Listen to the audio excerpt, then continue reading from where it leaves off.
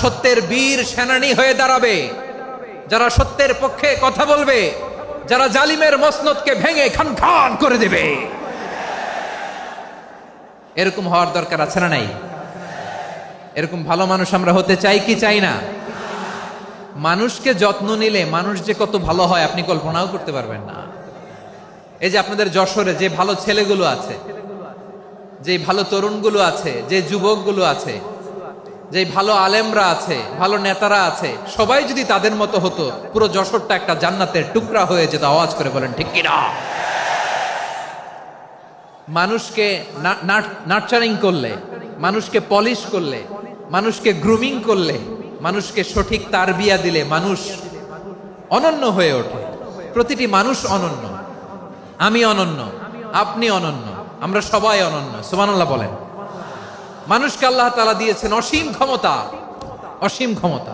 সুবহানাল্লাহ। একটা মানুষ পারে না এমন কিছু নাই, একটা মানুষ পারে না এমন কিছু নাই।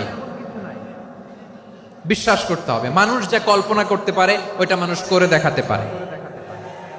যশোরের ভাইয়ের, আই রিপিট, আমি আবারও বলছি, এই চিল্লাচিল্লি করলে আমার এই গুরুত্বপূর্ণ কথা তোমরা মিস করবা।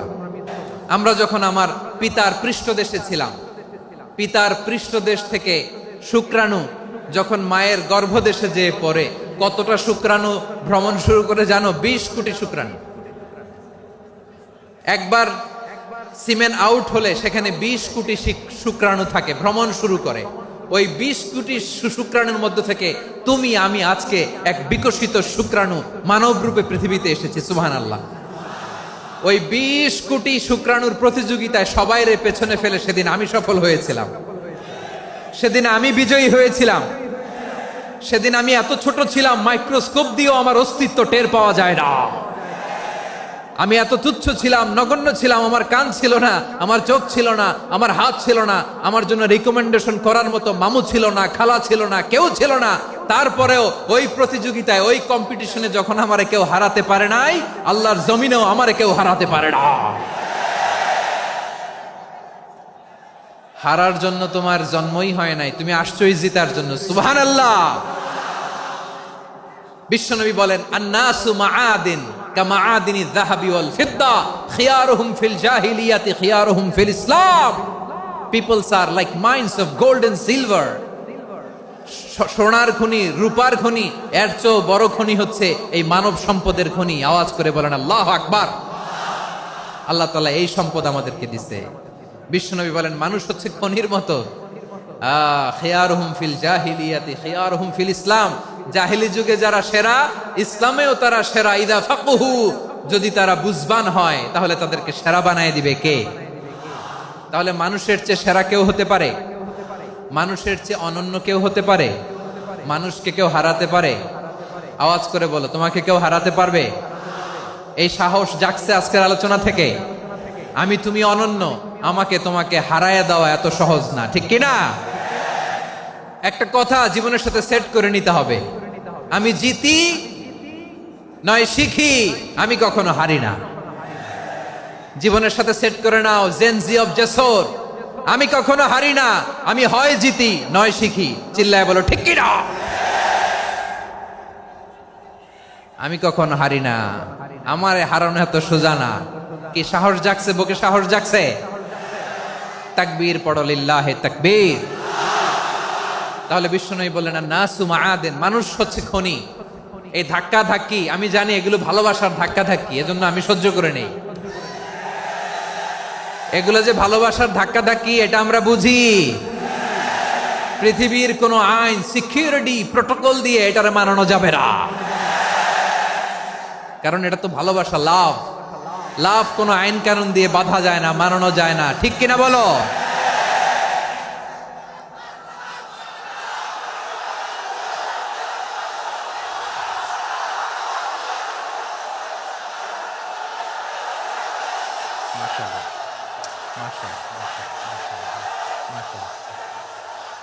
ঠিক আছে, বসুন বসুন বসুন। আল নাসু মাআদিন, মানুষ হচ্ছে খনি। এই খনির যত্ন নিতে হবে। আমার মা বাবা যারা এসেছেন, আপনার ছেলে মেয়ের যত্ন নেন। আপনার ছেলের মধ্যে যে কি পটেনশিয়াল আপনি জানেন না। আপনার এই ছোট্ট অবুজ ছেলেটাই আগামী দিনের শায়েখ আহমদুল্লাহ হবে। আপনার হেফসখানায় পড়া ওই ছোট্ট ছেলেটাই আগামী দিনের আল্লামা মামুনুল হক হবে। আপনার ওই ছেলেটা আমির হামজা হবে, আব্দুল হাই সাইফুল্লাহ হবে। এভাবে বড় বড় আলেম হবে, তারা যুগশ্রেষ্ঠ আলেম হবে। সেই একদিন এই বাংলাদেশের পার্লামেন্টে যে বক্তব্য দিয়ে যশোরের পক্ষে কথা বলবে। আপনি জানেন না, কাউকে ছোট করবেন না, আপনি ওর কনফিডেন্স আপনি কমাবেন না, আপনি কমাতে পারেন না। প্যান্ডেলে আমার যে মা বোনেরা আছেন, ছেলে মেয়েদেরকে কখনো ছোট করে কথা বলবেন না। ও যে কোথায় যাবে আপনি জানেন না। আপনি মা হয়ে তাকে সাহস দিবেন, তার কল্পনার জগৎটাকে সাজাতে তাকে উৎসাহিত করবেন, ঠিক কিনা বলেন? আর আমার প্যান্ডেলের আমার প্রিয় শ্রদ্ধাশীলা মায়েরা বোনেরা, আপনারা তো আরো দামি সম্পদ। বিশ্বনবী বলেন, আর দুনিয়া কুল্লুহা মাতা।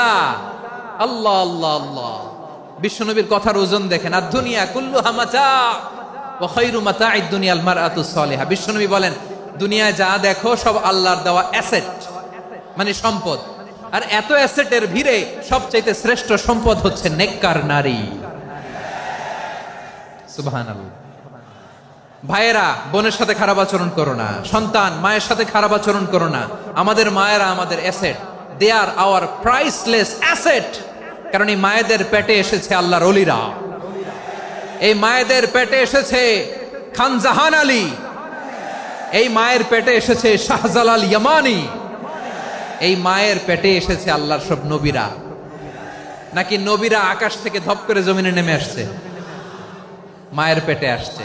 এই মায়ের পেটগুলো খনি। আমার সম্মানিতা মায়েরা বোনেরা, নিজেকে ইসলাম দিয়ে সাজান, নিজেকে ইসলাম দিয়ে সাজান, নিজেকে পবিত্র রাখুন, নিজের আব্রু ইমান ইজ্জতের হেফাজত করুন, কোরআন পড়ুন, সুন্নাহ পড়ুন। আপনি জানেন না আপনার গর্ভে কে আসছে, কোন ক্ষণজন্মা পুরুষকে আল্লাহ তাআলা আপনার গর্ভে পাঠাবে আপনি জানেন না। মায়েরা নিজেদেরকে পবিত্র রাখুন, ইসলাম চর্চা করুন, কোরআন চর্চা করুন, নৈতিকতা দিয়ে নিজেকে সাজান। যশোরের জেনজি, নিজেদেরকে প্রস্তুত রাখো আগামীর বাংলাদেশের জন্য। নৈতিকতা, মোরালিটি, ভ্যালিউজ দিয়ে নিজেকে সাজাও, ইসলাম দিয়ে নিজেকে সাজাও। কারণ আগামীর বাংলাদেশ ইসলামের বাংলাদেশ। বাংলাদেশের আসল পরিচয় ইসলাম। বাংলাদেশের আসল পরিচয় কি? সবাই বলে না। বাংলাদেশের আসল পরিচয় কি? এই ইসলাম নিয়ে আমরা সংসদ ভবন সাজাবো, রাজি আছি না নাই? শেকড় ভুলে যাওয়া যাবে না। আমরা ধাপে ধাপে শারিয়া আইনের দিকে যাব ইনশাআল্লাহ, কিন্তু জঙ্গিবাদ দিয়ে নয়, কট্টর পন্থা দিয়ে নয়। আমরা ইন্টেলেকচুয়ালি, গ্রাজুয়ালি, ধাপে ধাপে শারিয়া আইনের দিকে মুভ করবো ইনশাআল্লাহ। বলো লিল্লাহি তাকবীর। এদেশের আসল পরিচয় সবাই বলে না, আওয়াজ করে, এদেশের আসল পরিচয়। এদেশে আজান শুনে সূর্য ওঠে শহর গ্রামে, এদেশে আজান শুনে সূর্য ডুবে সন্ধ্যা নামে, এদেশে সকল কাজে সবাই বলে বিসমিল্লাহ, এদেশে ভালো কিছু দেখে শুনে হাসি মুখে সবাই বলে মাশা আল্লাহ, সুবহানাল্লাহ সুবহানাল্লাহ সুবহানাল্লাহ সুবহানাল্লাহ সুবহানাল্লাহ সুবহানাল্লাহ সুবহানাল্লাহ সুবহানাল্লাহ। ও নবীন তরুণ, তোমার কিসের এত ভয়? জেনে রেখো বাংলাদেশের আসল পরিচয়। বাংলাদেশের আসল পরিচয় ইসলাম। আওয়াজ তুলে বলো, আসল পরিচয় কি? এদেশে পরস্পরে দেখা হলে দেয় সালাম, এদেশে আমজনতার হৃদয় জুড়ে পাক্কালাম, ঠিক কি না? এদেশে বিপদ এলে সর্বজনে সর্বক্ষণে দোয়া পড়ে ইন্না লিল্লাহ সুবহানাল্লাহ সুবহানাল্লাহ সুবহানাল্লাহ সুবহানাল্লাহ।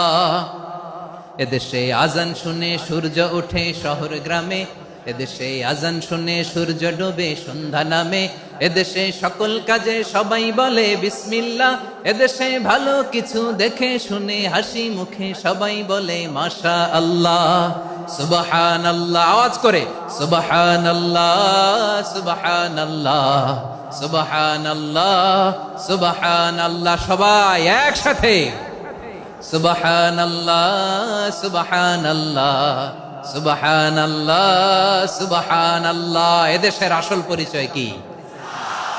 আওয়াজ করে বলতে ভয় লাগে। এদেশের আসল পরিচয় কি? ইসলাম দিয়ে আমাদের সংসদ ভবন চলুক, আমরা চাই কি চাই না? বঙ্গভবনে লা ইলাহা ইল্লাল্লাহর পতাকা উড়ুক, আমরা চাই কি চাই না? প্রতিটি জেলা অফিসে, ডিসি অফিসে লা ইলাহার পতাকা ঝুলুক, আমরা চাই কি চাই না? কারা কারা চাই হাত তুলে আল্লাহরে দেখায়।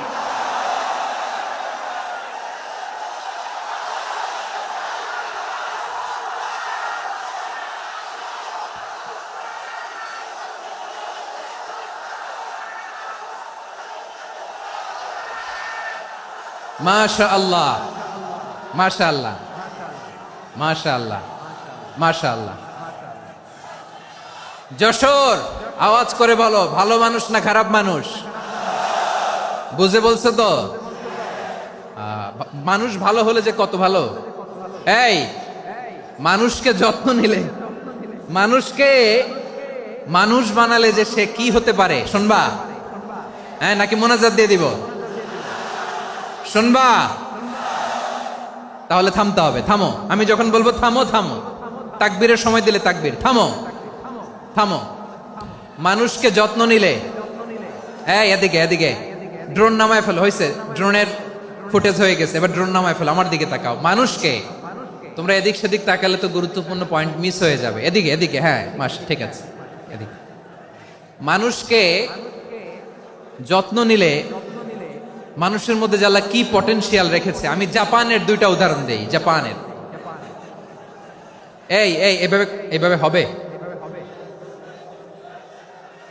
হয় বসো নয় পেছনে, কথা নাই, কথা তো বলাই যাবে না, হারাম কথা বলা আছে। একেবারে চুপ, আজকের জন্য হারাম করে দিছে আমি, এই কিছু সময়ের জন্য একেবারে নিষিদ্ধ। জাপানের দুইটা উদাহরণ দেই, খেয়াল করে একটু শুনেন, বুঝবেন।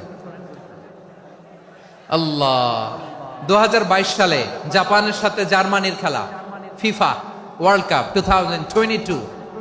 এক পক্ষে জাপান, আরেক পক্ষে কোন দেশ? কথা শুনে নাই। এক পক্ষে কোন দেশ, আরেক পক্ষে সবাই। এক পক্ষে, আরেক পক্ষে।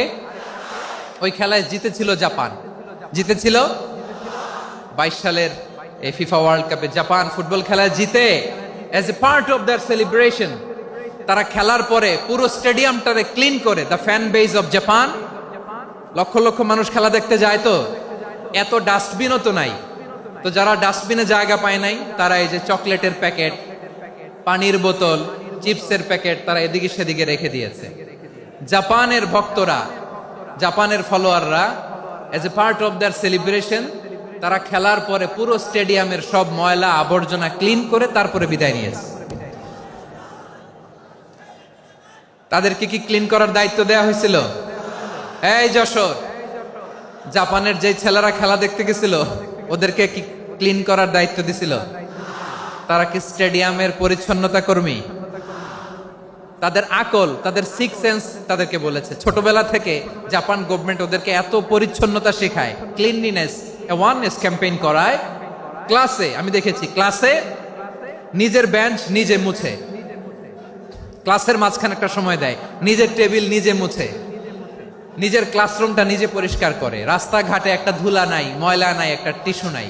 খেলার পরে গোটা বিশ্বকে তাক লাগিয়ে দিয়েছে। জাপানের ফ্যানরা সবার রেখে যাওয়া গার্বেজ, টিস্যু, বোতল পরিষ্কার করে তারপরে স্টেডিয়াম থেকে বিদায় নিয়েছে। আমরা কেন এমন হইতে পারলাম না? আমরা কেন এমন হইতে পারলাম না?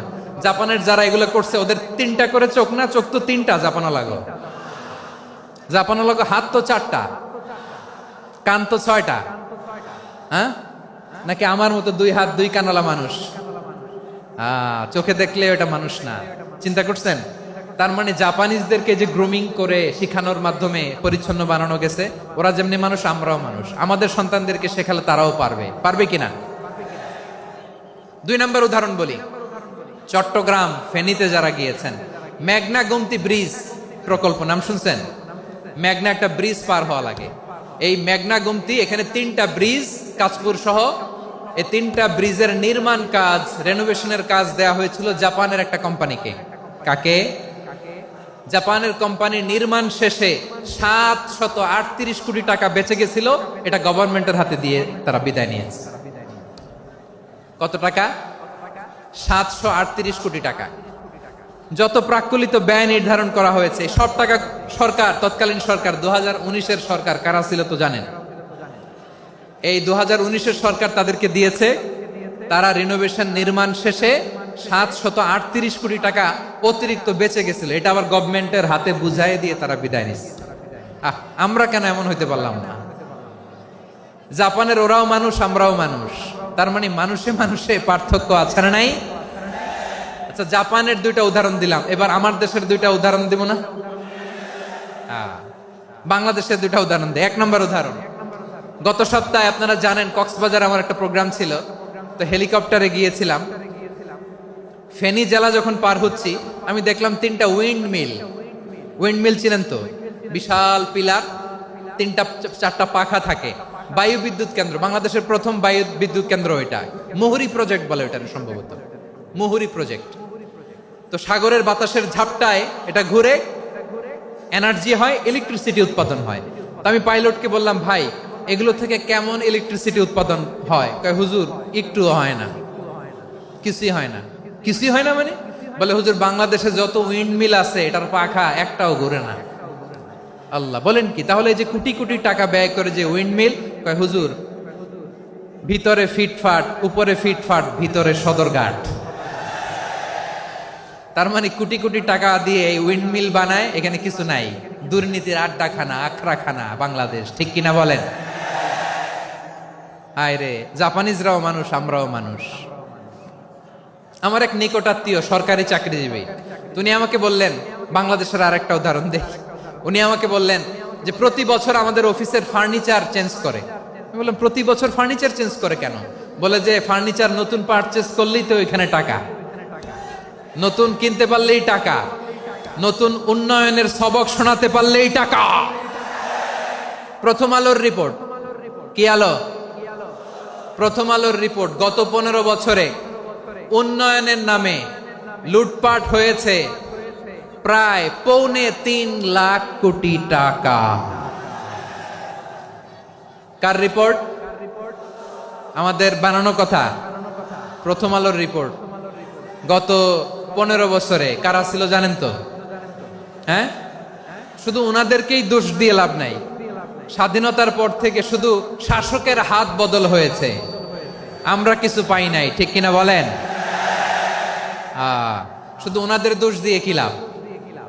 একদল খাইছে, আরেক দল খাওয়ার জন্য রেডি হয়ে আছে। আমরা এরকম চাই না। আমরা চাই স্বাধীন সার্বভৌম বাংলাদেশ। আমরা চাই দুর্নীতিমুক্ত বাংলাদেশ। আমি নিউজটা যে কতবার পড়লাম, এটা কি সম্ভব? 3.25 লাখ কোটি টাকা লুটপাট, মানে লুটপাট করতে করতে এদেশের জনগণকে ফুটপাতে বসায় দিচ্ছে। প্রিয় ভাইয়েরা, তাহলে জাপানের মানুষও মানুষ, আমরাও মানুষ। সিদ্ধান্ত আপনার, কোন মানুষ হবেন, ভালো মানুষ না খারাপ মানুষ? আজকের আলোচনার বিষয় হচ্ছে মানব সম্পদের উন্নয়ন, হিউম্যান রিসোর্স ডেভেলপমেন্ট।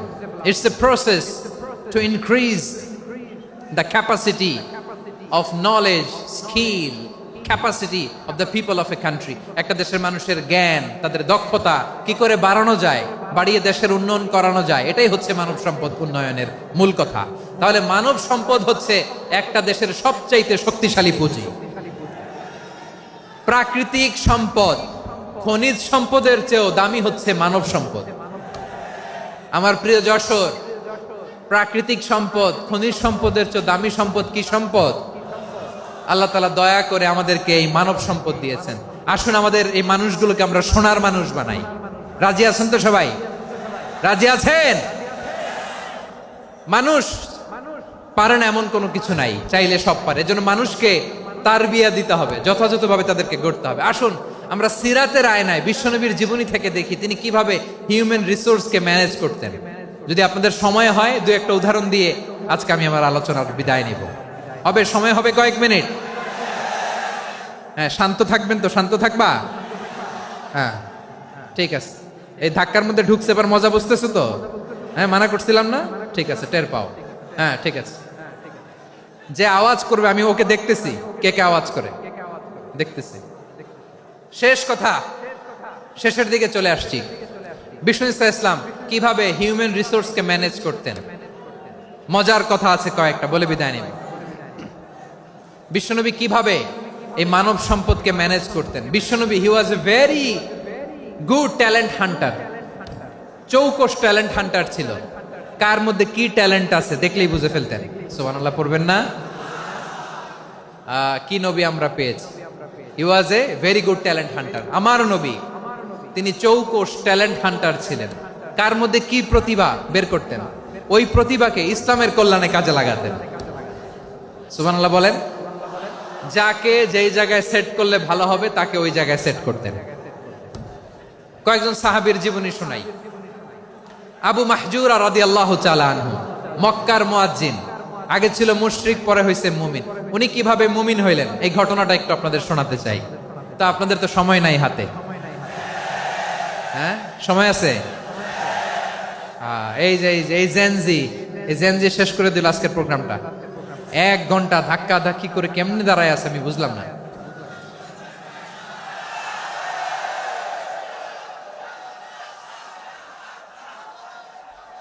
না না, তাকবিন না, চুপ করতে হবে।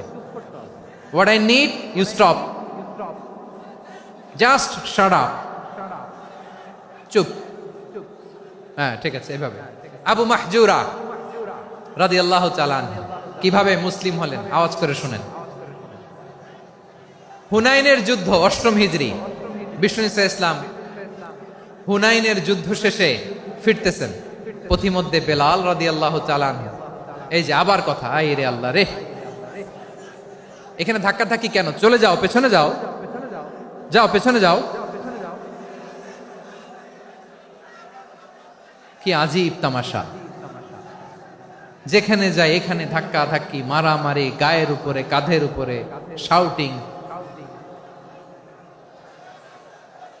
অনেক গুরুত্বপূর্ণ কথা পয়েন্ট করে নিয়ে আসে যে বলবো, এই শাউট করার কারণে প্রোগ্রামটাই নষ্ট করে দেয়। আসছে আমার ভালোবাসা দেখাইতে, প্রোগ্রামটাই শেষ করে দিয়ে চলে যায়।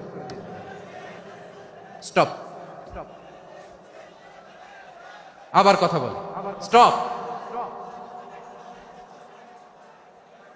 হুনাইনের যুদ্ধে 8ম হিজরি। কত হিজরি? সবাই বলেন না একটু, কত হিজরি? 8ম হিজরিতে হুনাইনের যুদ্ধে রাসূল সাল্লাল্লাহু আলাইহি ওয়াসাল্লাম ফিরে আসতেছেন মদিনায়। পথিমধ্যে বেলাল রাদিয়াল্লাহু তাআলা আনহু আজান দিচ্ছেন। কি দিচ্ছেন? তো পাশে ছিল মুশরিকদের একটা পল্লী, কিছু মুশরিক তরুণ, কিছু অমুসলিম কিশোর, তারা আজানকে ব্যঙ্গ করতেছে। আমাদের বাংলায় মুখ ভেঙ্গানো বলে আর কি।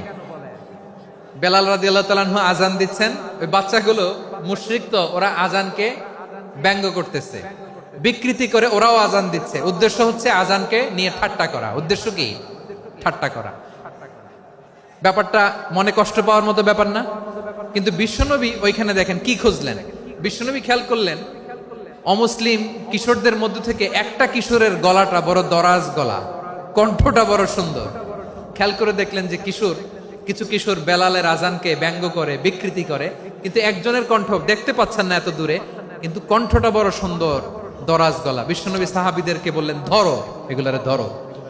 সবগুলারে ধরে বিশ্বনবীর সামনে আনা হলো। ওরা হাঁটু গেড়ে বসলো। বিশ্বনবী বললেন, তোমাদের মধ্যে কে যেন ব্যঙ্গ করে আজান দিচ্ছিল, তার গলাটা বড় উঁচু, গলার বেসটা বড় মজবুত, মেলোডিয়াস, সুমধুর কণ্ঠ। কে? আবু মাহজুরা বলে, আমার বন্ধুরা সবাই আমার দিকে আঙ্গুল দেখায়, আমি পড়ে গেছি বিপদে।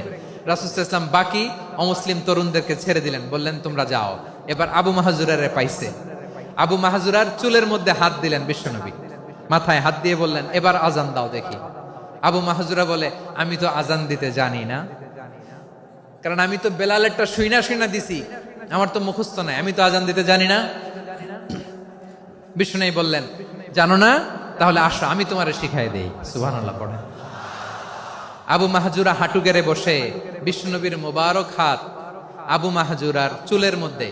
বিশ্বনবী আজানের মুআল্লিম আবু মাহজুরাকে বলতেছে, ঠিক আছে তোমারে শিখাই দিচ্ছি, আমি যা যা বলবো আমার সাথে সাথে বলো, পারবা? আবু মাহজুরা বলে, পারবো। বিশ্বনবী আজান দিচ্ছেন, মাথায় হাত দিয়ে আল্লাহু আকবার, আল্লাহু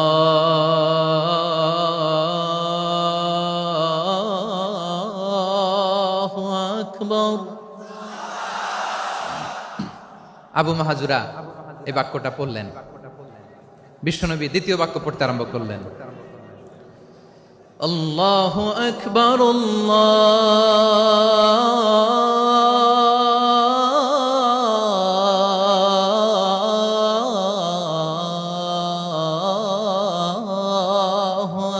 আকবার। আবু মাহজুরা এই বাক্যটা বললেন। বিশ্বনবী আবু মাহজুরার মাথার মধ্যে হাত দিয়ে তৃতীয় বাক্য বললেন,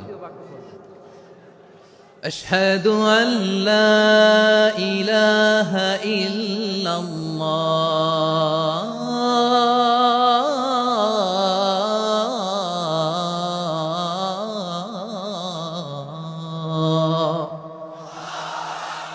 আবু মাহজুরা তৃতীয় বাক্য পড়লেন। বিশ্বনবী একটা বাক্য পরে আবু মাহজুরা পরে, বিশ্বনবী পরে আবু মাহজুরা পরে। আবু মাহজুরা কিন্তু অমুসলিম, মুশরিক।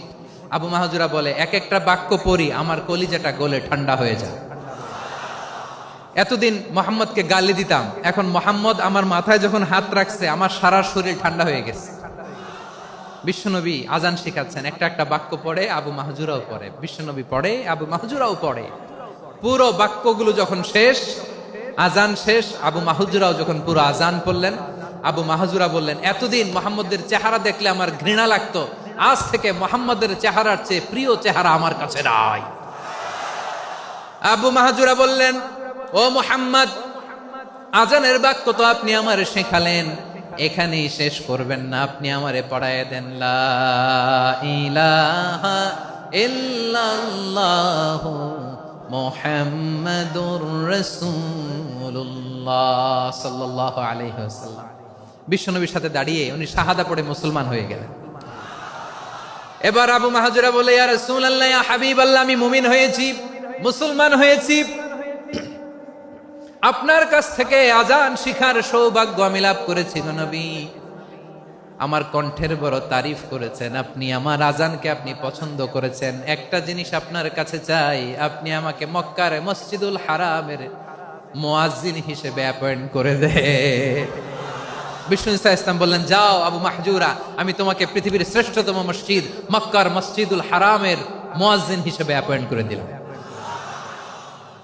দেখছেন কিভাবে ট্যালেন্ট হান্টিং করতে হয়, কিভাবে হিউম্যান রিসোর্স মানব সম্পদকে ব্যবহার করতে হয়। আসছিল আজানকে ভেঙাইতে, আসছিল কেন?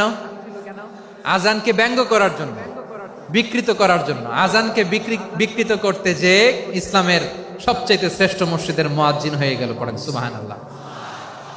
হযরত আবু মাহজুরা রাদিয়াল্লাহু তাআলা আনহু ওনার এই সুললিত কণ্ঠ ব্যবহার করে মসজিদুল হারামে এত সুন্দর করে আল্লাহু আকবার বলে আজান দিতেন।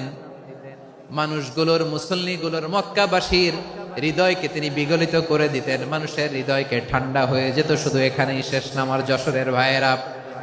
বিশ্বনবী যখন সাইয়েদনা আবু মাহজুরা রাদিয়াল্লাহু তাআলা আনহুকে আজান শিখাচ্ছিলেন, বলেন তো বিশ্বনবীর হাতটা কোথায় ছিল? আবু মাহজুরার মাথার সামনে, এই চুলের উপরে ছিল। আবু মাহজুরা ওই স্মৃতিটাকে ধারণ করবার জন্য, ওই স্মৃতিকে বহন করার জন্য বিশ্বনবীর মোবারক হাত আবু মাহজুরার কপালের চুলের যেই জায়গায় লেগেছে, মৃত্যুর আগের দিন পর্যন্ত আবু মাহজুরা মাথার ওই চুলে কোনোদিন ছুরি আর কামার লাগায় নাই, সেখানে কেচি লাগায় নাই, চুলের মধ্যে খুর লাগায় নাই। আবু মাহজুরা ডান দিকের চুল কাটতো, বাম দিকের চুল কাটতো, পেছনের চুল কাটতো, সামনের চুল কাটতো না। আবু মাহজুরা রাদিয়াল্লাহু তাআলা আনহুর সামনের চুলগুলো বড় হতে হতে যখন এত বড় হয়ে যায়, তিনি চুলগুলো পেঁচিয়ে মাথার মধ্যে রাখতেন। তারপরে তিনি পাগড়ি পরতেন। সবাই জিজ্ঞেস করতো, আবু মাহজুরা এটা আবার কেমন স্টাইল? দেখতে তোমারে কি বিদঘুটে লাগে, কেমন অড লাগে, কেমন খারাপ দেখা যায়। মক্কায় এমন কোন মানুষ তো দেখি নাই ডানে চুল কাটে, বায়ে চুল কাটে, পেছনে চুল কাটে, সামনে কাটে না। ওরে আবু মাহজুরা কেমন দেখা যায় তোমারে, তুমি সামনের চুল কাটো না কেন? আবু মাহজুরা বলে, আমি হাঁটু গেড়ে পেয়ারা নবীর সামনে বসেছিলাম, আমার এই মাথার চুলের মধ্যে মুবারক হাত লাগিয়ে বিশ্বনবী নিজে আমাকে আজানের প্রতিটা বাক্য শিক্ষা দিয়েছেন। বিশ্বনবীর মোবারক হাত, পবিত্র হাত আমার মাথার চুলের যেই জায়গায় লেগেছে, আমি চাই ওই চুলগুলা নিয়ে আমি আমার কবরের ভিতরে যাব। সাইয়েদনা আবু মাহজুরা রাদিয়াল্লাহু তাআলা আনহু ইন্তেকালের আগের পর্যন্ত মাথার সামনের চুলগুলা কাটে নাই। মাথার সামনের চুল তিনি কাটেন নাই। সুবহানাল্লাহি বিহামদি। কেমন ভালোবাসতেন বিশ্বনবী সাহাবীদেরকে, সাহাবারা কেমন ভালোবাসতেন বিশ্বনবীকে। সামনের চুলগুলো বড় হতে হতে এত বড় ছিল, পেঁচিয়ে রেখে পাগড়ি পরতেন, কাটতেন না। নবীর হাত লেগেছিল। সুবহানাল্লাহ পড়েন।